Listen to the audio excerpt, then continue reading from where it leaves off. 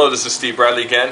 Today I'd like to talk to you about, as a seller, what you need to do to select a short sale real estate agent local to your market. Again, I've said it a million times.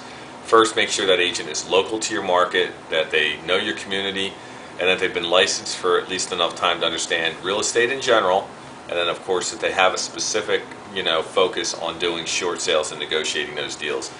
So ask a couple quick questions. Ask how long they've been licensed.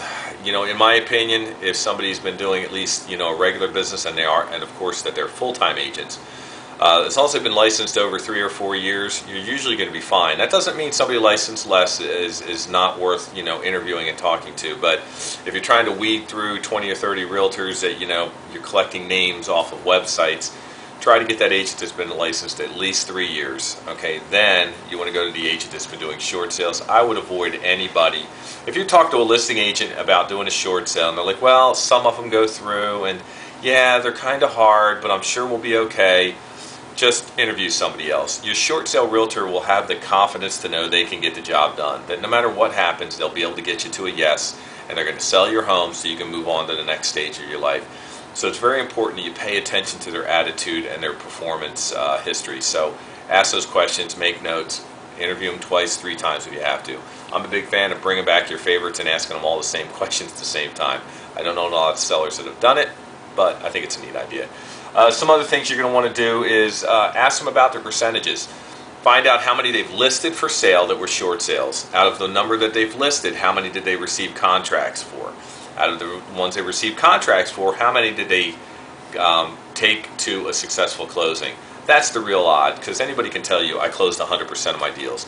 I mean, obviously, every time they leave a closing table, all right, that's 100%, but what about where they started? So if they listed 100 homes, but only 30 of them have been successfully closed, that's a 30% success rate. That's a bad number.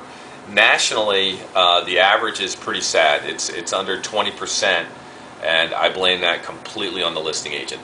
Absolutely, positively the listing agent, not even the banks. I mean, yes, the banks can be a challenge, but if the listing agent doesn't know their job or they set your expectations incorrectly, you price the home low, that becomes a huge problem. So interview your agent.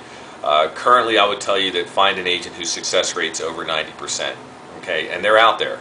This 20%, we're well above the 90% range, and I don't think there's any reason another short sale realtor shouldn't be in those numbers. So ask your questions, take your time. Some of the other questions you want to ask is how do they update the buyer agents? How often do they update the buyer agents? If they're a little too casual about that, I'd be a little concerned, because as good of negotiators they might be, if you don't have a deal to negotiate because the buyers back out, that becomes a problem for you. So find out what their communication style is with yourself as well as the buyer agent. Also, you want to know your local contract and ask them this question. In Northern Virginia, for example, the seller and buyer ratify an offer between themselves. The short sale has nothing to do with ratification. So when a seller and buyer sign off on a contract, that contract is in fact ratified, and that seller has committed to that buyer. So you don't want to ratify a second offer without it being contingent on the first offer, and we can talk about that later. You can send me an email if you're confused about that. But check on your local market and find that out, because if you have realtors in this area are literally ratifying multiple offers, so literally the seller is agreeing to sell their property to 5 different people, and then those offers are being sent to the bank, and that real estate agent says, well, it's the bank's choice. No, it's not. You own the property, not the bank.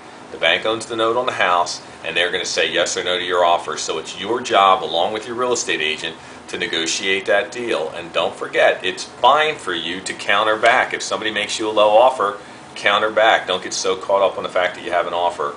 It needs to be based on the reality of the market. If you have more questions about that, talk to neighbors and friends. Check on the web. There's plenty of blogs out there, plenty of other videos on YouTube about short sales. So ask your questions, do your homework, and I'm sure you're going to do well. If you have any questions for us, just use the contact form on our website, and we'd be glad to try to answer what we can for you. Website address, www.shortsalessteve.com. We wish you best of luck with your short sale.